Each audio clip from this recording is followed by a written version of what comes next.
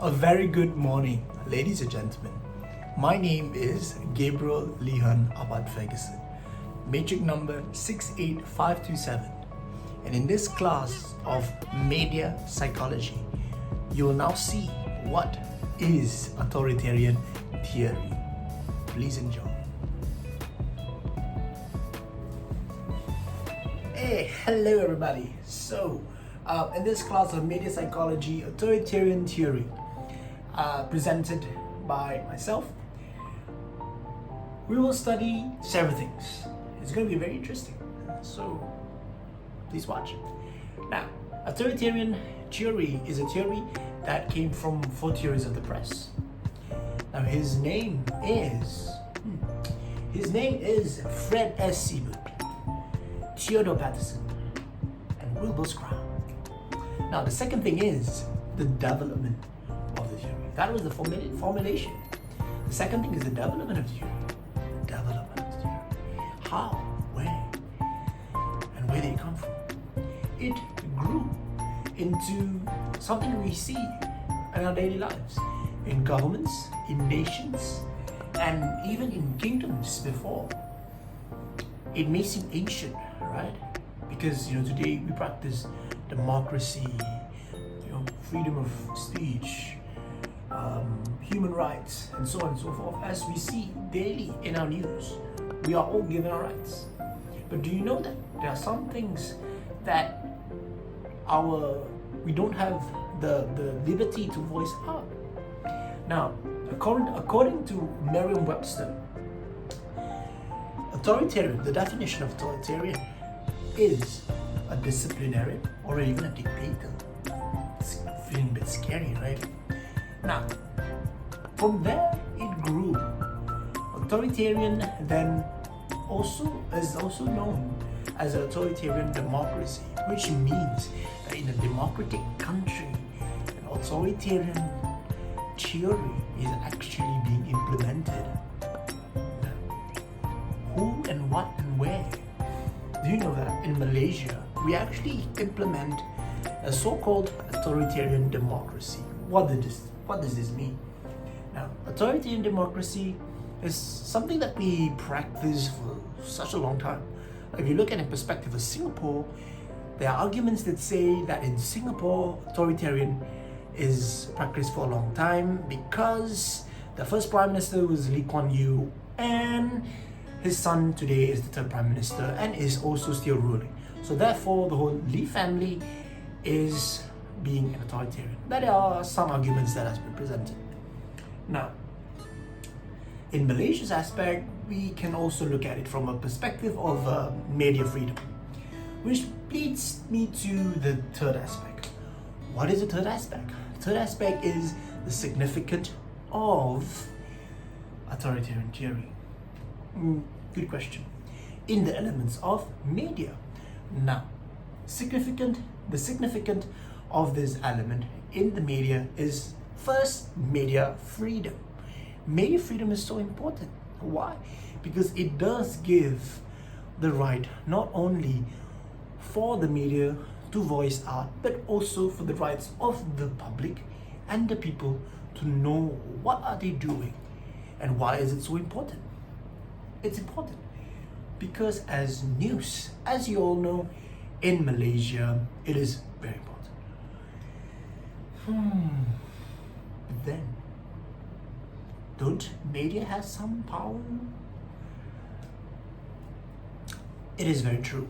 Media does have some power, which will be explained later in this video.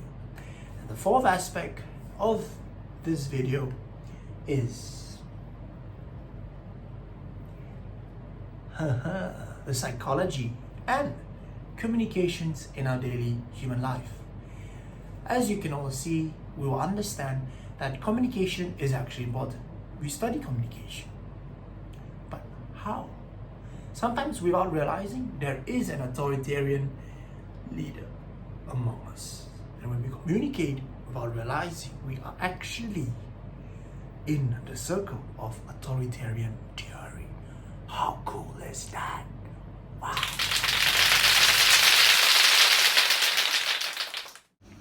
Authoritarian Theory by Gabriel Lihan.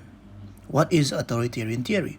Authoritarian theory was derived from the book Four Theories of the Press by Fred S. Seabird, Theodore Patterson, and Wilbur Scrum. They are peoples of communicators. Now, media as the fourth estate wishes to report, fear or favor in the interest of the public, to hold the powerful to account. Media also plays a role of a watchdog, which is to entertain, to educate, and to inform. You need to inform the public, you need to educate the public, and you need to entertain the public. That is the role of the media. What is formation of theory? I know you're asking this. There are four theories from theories of the press: authoritarian, libertarian, social responsibility, and Soviet communist concepts, all four of which you can see in countries, in nations, in organizations.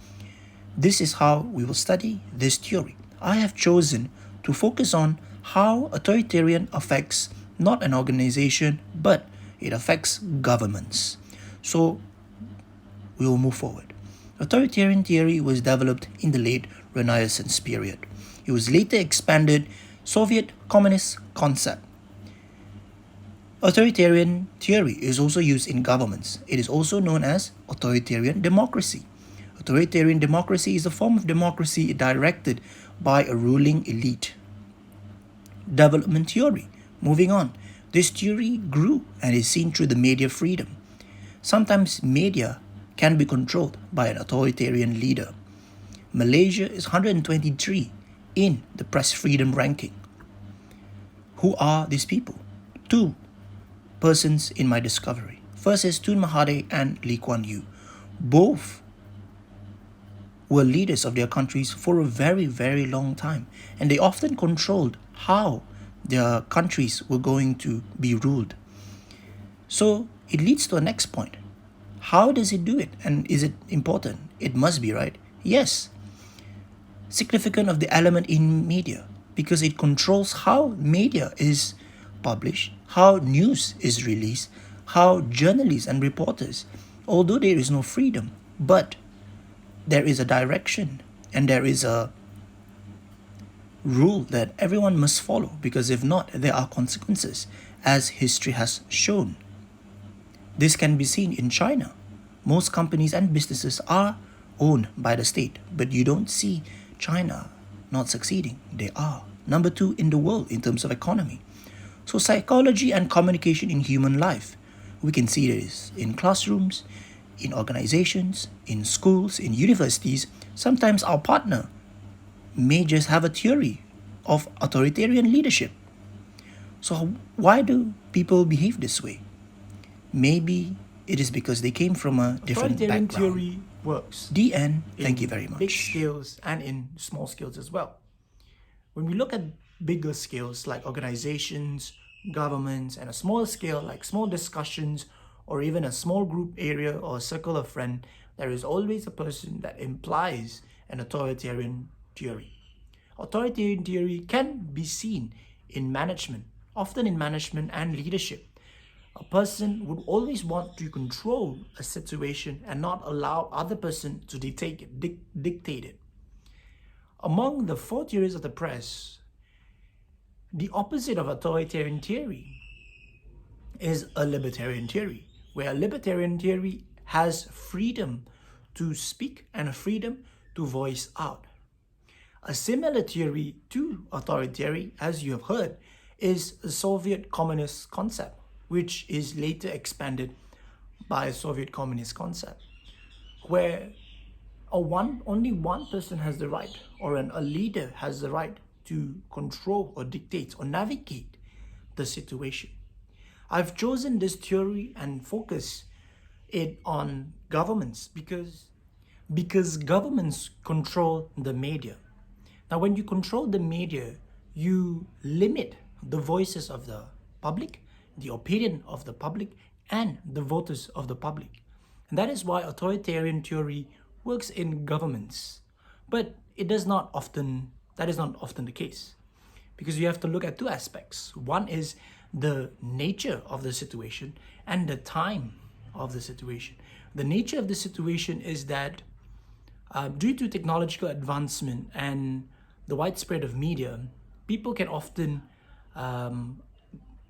get the news or retain or get the news, because as much as you want to control it, there are always opinions of others that make the public think, is this the right thing? Is this the right thing to do? So questions would always pop up. And therefore, people will always have the rights to say something, to want to say something. The second is time. As relation to technology, time plays a role, because authoritarian, as I said, in management and in leadership, may work 20 years ago. Because of the restriction of media, it does not mean it can work now. So therefore, there are pros and cons to authoritarian theory. The pros is that you can dictate your style of governance and the liberty of the leader itself to dictate an authoritarian government, to control news spread, to control media coverage, and so on and so forth. The cons is that it does not often work because of the nature of time and the nature of the situation. Thank you very much for watching. Have a good day.